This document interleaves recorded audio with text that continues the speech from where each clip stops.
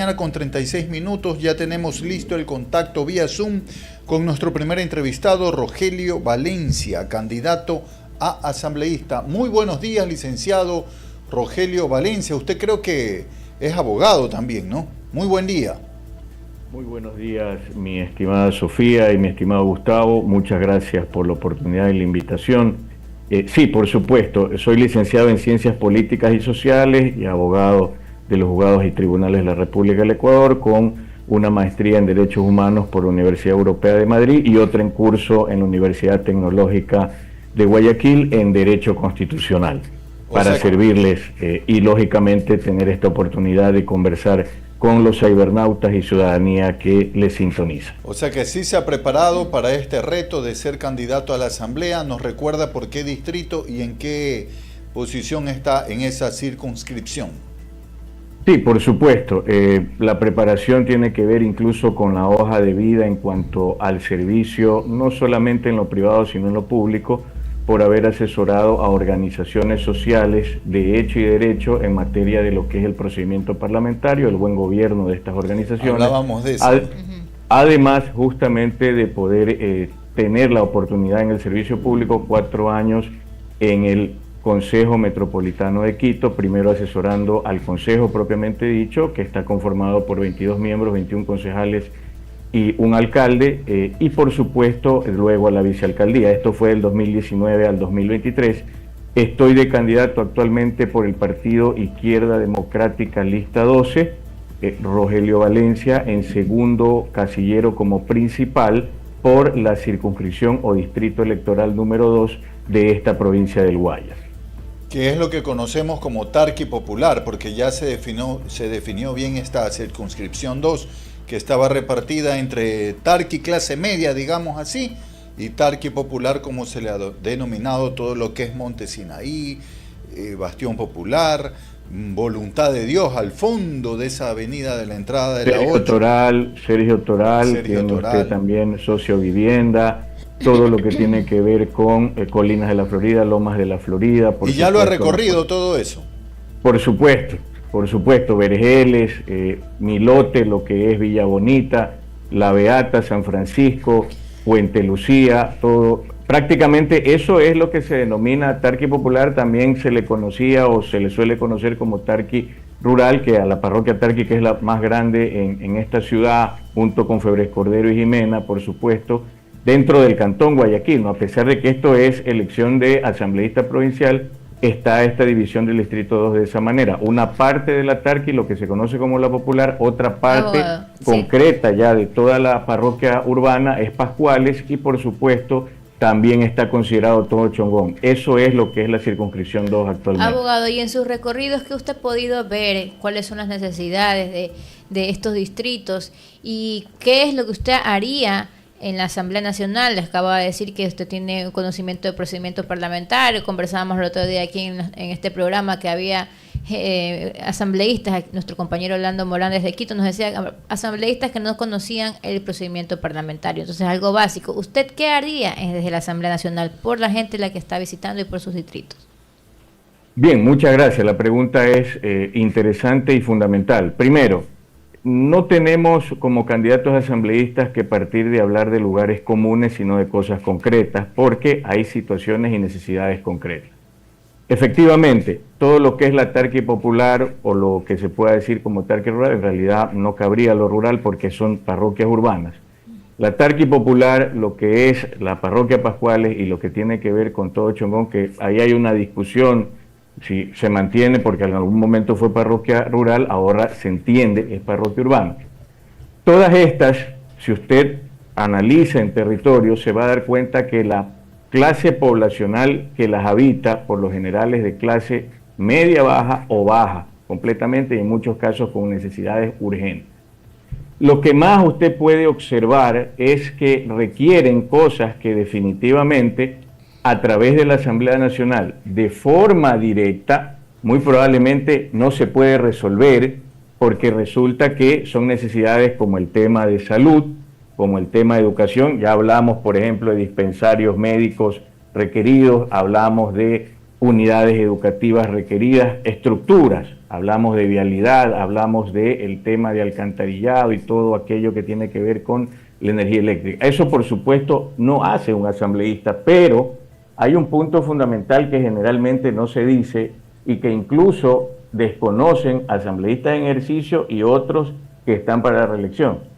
Una de las funciones que están dentro de lo que es el artículo 120 de la Constitución, 9 de la Ley Orgánica de la Función Legislativa, es la aprobación del presupuesto general del Estado. Es decir, el dinero que necesita el Ejecutivo pasa por proforma presupuestaria primero por la Asamblea Nacional.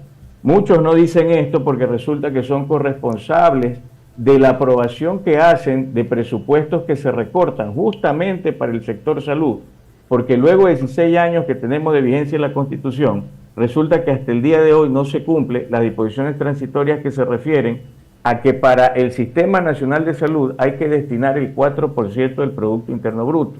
¿Para qué? Para que ese 4% que se extrae, el dinero, el cusqui, como se dice, o el billuyo que se necesita para poder construir justamente esos centros de salud, para poder adecuar el tema de los que ya existen y además incrementar o dotar de los suficientes medicamentos en el Sistema Nacional de Salud para la atención pública, que beneficia al Distrito 2, por supuesto, así como a todo el Ecuador, resulta que no se cumple. Lo máximo que se ha llegado es al 2.8 hasta la fecha. Luego usted tiene que para el tema de educación, por supuesto, educación inicial básica y el bachillerato es el 6%, tampoco se ha cumplido, lo máximo que se ha llegado es al 3.5%. Y entonces ahí es donde uno tiene que entrar y decir, miren señores, parte de todo este andamiaje del trabajo no es solamente legislar y fiscalizar, hay cosas importantísimas que el asambleísta y la Asamblea Nacional en pleno tiene que realizar y tiene que conocer bien su función. Por supuesto, el procedimiento parlamentario no es otra cosa que las reglas de orden para una reunión. Como no se conoce aquello y no se han preparado para eso, muchas veces llegan a la Asamblea Nacional a intentar una curva de aprendizaje que les cogen el tiempo y definitivamente cuando recién se están instalando correctamente cómo son los procedimientos y cómo son los manejos de las diversas reuniones que se tienen que hacer en la Asamblea Nacional, porque las reuniones no solamente son del Pleno, son las reuniones de comisiones, son 15 comisiones que tiene la Asamblea Nacional más el Comité de Ética. Entonces, hablamos de un andamiaje donde si ni siquiera se sabe muchas veces pedir punto de orden, pedir punto de información, o por último, alzar la mano para poder expresar cualquier cuestión que esté llevándose de alguna otra manera dentro de la Asamblea Nacional, definitivamente no permite una representación adecuada. Y una cosa importante, el hecho de que los asambleístas seamos elegidos por circunscripciones no significa que solo vamos a legislar para esa circunscripción, porque debe quedar claro que estas circunscripciones que se aplican para la provincia del Guayas, provincia de Manabí, provincia de Pichincha, son exclusivamente circunscripciones electorales. Los asambleístas tienen competencia a nivel nacional. Todo lo que se hace a nivel de la estructura del procedimiento parlamentario o la elaboración de normas a nivel legislativo, la fiscalización, que también está tergiversada, que no es otra cosa que buscar el cumplimiento de las normas, muchas veces se utiliza para persecución. Y en este andamiaje yo quiero dejar claro las 3 propuestas que tengo definidas para la Asamblea Nacional. Correcto, eso le iba a pedir, don Rogelio, y que también nos hable un poco de su candidato a la presidencia por la Izquierda Democrática. Por supuesto. Empiezo por estas 3 líneas que tenemos como planteamiento para no solo el Distrito 2, sino para la República del Ecuador. La primera es un proyecto de ley que yo vengo trabajando como activista social, parte de la Asociación de Padres, Niños y Adolescentes con Cáncer, apoyando en este caso de manera ad honorem como procurador síndico. Nosotros ya en el 2022, y me permito mostrarles a ustedes, planteamos líneas para un proyecto de ley que tiene que ver con dar herramientas para luchar contra el cáncer infanto-juvenil. Muchos dicen, ¿por qué una ley exclusiva para el cáncer infanto-juvenil? Primero, porque es un sector invisibilizado. Segundo, porque se necesita blindar la política pública. ¿Qué es blindar la política pública? Que puede haber líneas de parte del Ministerio de Salud Pública, de parte, lógicamente, del Ministerio de Finanzas, para tratar de alguna u otra forma darle a los hospitales, darle a los sectores de salud la posibilidad de que esta atención especializada empiece a tener una vía de existencia. Pero resulta que como esto no es política de Estado, cada vez y cuando de un plumazo, mediante resoluciones, acuerdos ministeriales o incluso decretos ejecutivos, se acaba la posibilidad de seguir una línea ascendente hacia la visibilización y tratamiento adecuado de lo que es el cáncer infanto-juvenil. ¿Usted a qué se refiere, don Rogelio, en ese punto? ¿A que se corta el flujo de recursos de un momento a otro? En este momento ni siquiera hay los medicamentos especializados que afectan el tratamiento adecuado que debe requerir un paciente con cáncer. Hablamos del cáncer infanto-juvenil, que sus tratamientos no son iguales al cáncer del adulto, empezando porque incluso los cánceres de adulto no se asemejan en su mayoría a los cánceres de niños y adolescentes. Ahí quería hacer un paréntesis, don Rogelio. Yo me enteré porque un colega falleció hace algunos años por un tipo de cáncer en su sistema digestivo y otro se pudo salvar. El colega que falleció, ya adultos ambos evidentemente, un promedio de edad de 30 cuando empezaron a sufrir la enfermedad. El uno fallece porque supuestamente cuando se descubrió el cáncer ya era tarde, y el otro se logra salvar y de paso el Ministerio de Salud lo envió a recibir su tratamiento a España. Resulta que ahí me entero, gracias a eso, que allá sí hay. Yo soy totalmente ignorante en la materia del cáncer, de su tratamiento, pero sucede que allá le explicaron a este colega que se salvó del cáncer que hay tratamiento diferenciado y le dijeron, a grosso modo, partamos de que soy ignorante en la materia, de que el tratamiento del cáncer acá en nuestro país es genérico. No sé si usted me puede dar la razón. Es una realidad lacerante y es la que termina afectando. Partamos de que se necesita una política de Estado que permita a través, en el caso concreto del cáncer infanto-juvenil, especialistas en oncopediatría, hacer la detección temprana. El diagnóstico temprano es el que ha permitido tener sobrevivientes y salvar vidas de niños y adolescentes. Cuando no existe aquello, incluso esa posibilidad de especialización en las escuelas, colegios, definitivamente muchas veces el tratamiento que requiere el menor llega tarde.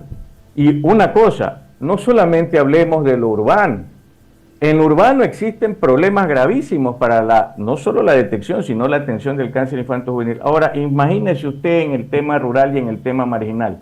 Es brutal, solamente el hecho de intentar, como ni siquiera hay un dispensario médico cercano, y lógicamente no se conocen muchas veces los síntomas, como ni siquiera hay eso, cuando ya se logra de alguna u otra manera inducir o ya definitivamente entender que su enfermedad es más grave y se lo lleva para que se dé un diagnóstico, por lo general es muy tarde. Esa es la gravedad y por eso se necesita blindar la política pública y hacer la política de Estado. En segundo punto, tengo yo el planteamiento de lo que es el procedimiento parlamentario asambleario para las organizaciones sociales. Este es un proyecto de ley que tiene que ver con el buen gobierno de las organizaciones sociales.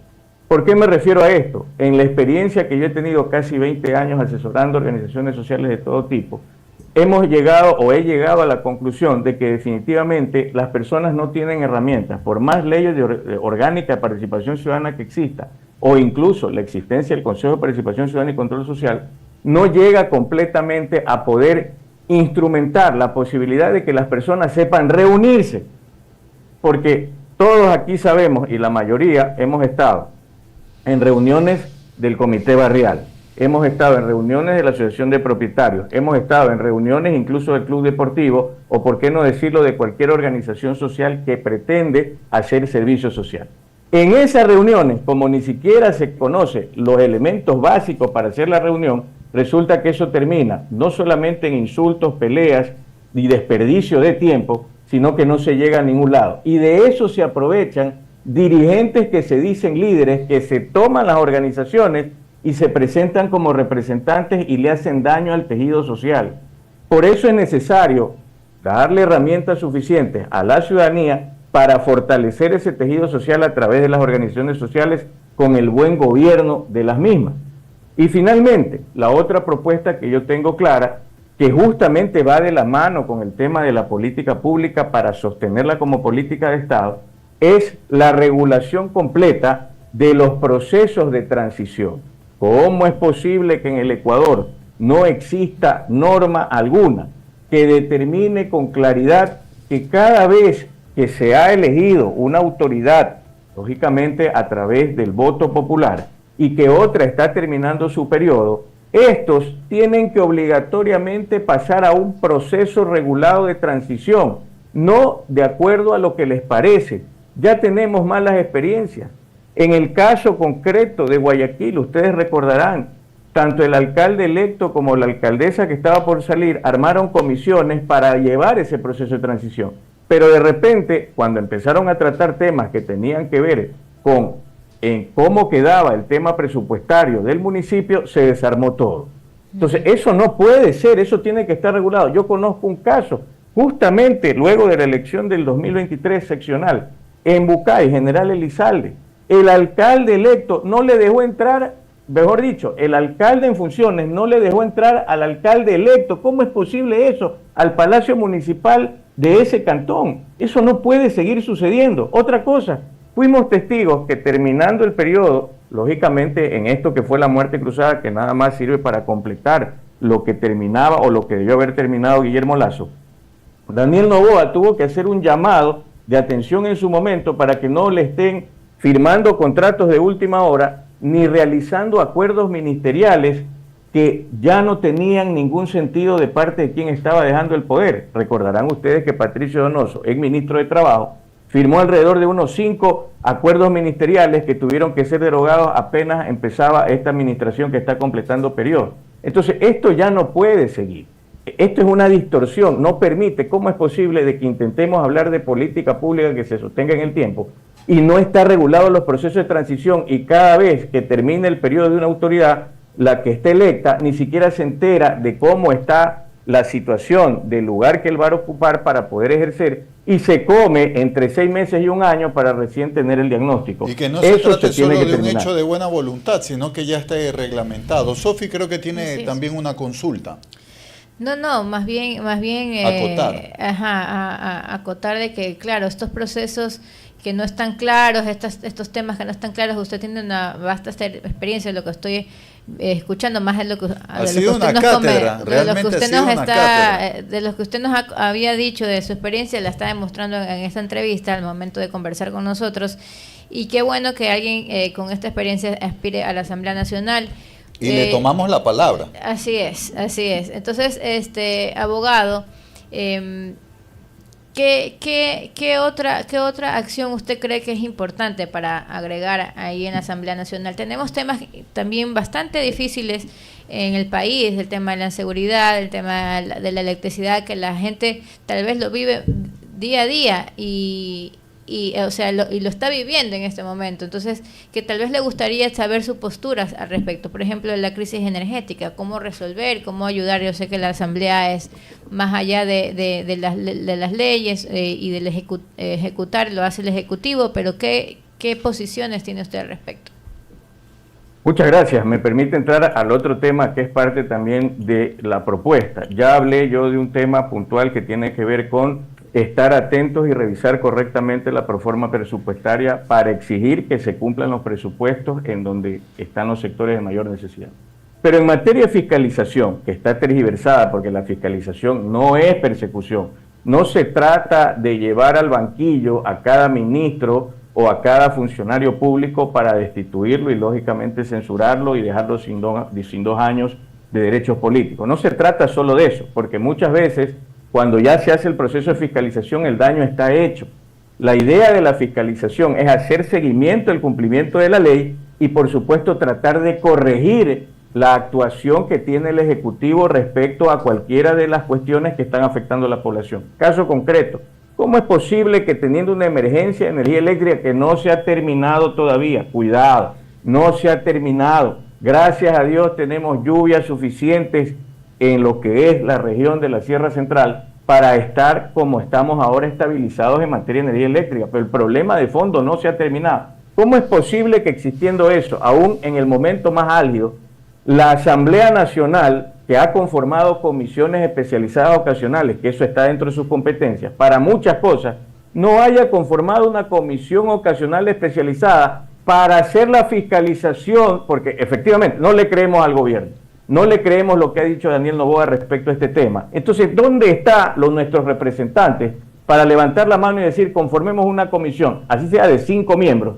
y estos 5 miembros ir a buscar al lugar, in situ, en las hidroeléctricas, toda la información y pedir todos los insumos para realmente sacar a limpio un informe que lo apruebe el Pleno y demostrarle a la población que este problema no solamente que tiene que ver con negligencia, improvisación, probablemente tenga que ver con otras cosas más graves y que no se ha resuelto. ¿Qué pasa? ¿Por qué no se ha hecho esa comisión? Uno de mis planteamientos es que esa comisión tiene que existir para entregarle a la población y a la ciudadanía un resultado de una fiscalización que determine no solamente el hecho de que el diagnóstico, porque ya sabemos en este país estamos sobrediagnosticados, sino las líneas de solución, recomendaciones y observaciones, planteamientos que se pueden hacer a través de las unidades técnicas y del apoyo técnico que una comisión especial, ocasional requiere y que lógicamente es parte de la competencia de los asambleístas. En materia de inseguridad se llenan la boca muchas veces con el populismo penal, populismo punitivo, hagamos más extensas las penas, incrementemos más delitos. Si eso hubiese sido la solución con tantas reformas que tiene el Código Orgánico Integral Penal, ya se hubiera acabado el problema. No, el tema de seguridad tiene que ver con líneas mucho más profundas. Y en este caso aprovecho para contestar, porque no me gusta dejar preguntas sin respuesta, sobre lo que me decían de nuestro candidato presidencial. Sí, Carlos Rabascal. brevemente, porque claro, se nos acaba el enlace. Sí, se nos acaba el enlace. Pero lo escuchamos brevemente. Sí, lo que tiene. Listo. Básicamente el tema puntual es que el asunto de seguridad tiene que ver con seguridad preventiva, seguridad disuasiva, seguridad represiva y por supuesto lo que tiene que ver con la rehabilitación. En este sentido, ha sido claro nuestro candidato presidencial de que todo esto es parte de una estructura de varias reformas que tienen que ver incluso con el andamiaje de la Administración de Justicia. Eso tiene que pasar por Asamblea Nacional. Hay que revisar no solamente esos temas, sino otros que tienen que ver con materia constitucional, que probablemente no puedan ser a través de enmienda o reforma parcial. Tendrá posibilidad de irse a discutir el tema de una Asamblea Nacional Constituyente, no de plenos poderes, pero sí específica para eliminar cosas como el Consejo de la Judicatura. Entonces, en ese andamiaje, la seguridad no es solamente el tema de muchos policías en la calle o varios militares haciendo el trabajo de los policías, porque recordemos que en la estructura de las fuerzas de seguridad tenemos a las Fuerzas Armadas y a la policía que, como lo dice nuestro candidato a presidente Carlos Rabascal, termina siendo la hermana pobre de estas fuerzas del orden en el país y hay que instrumentar y darle no solamente los recursos suficientes a nivel de la dotación, sino también a nivel incluso de su formación y de su existencia como seres humanos. Perfecto. Bueno, le agradecemos al abogado Rogelio Valencia, el ex candidato asambleísta, por su participación aquí. Y Gustavo. Sí, hacemos una breve pausa para volver con una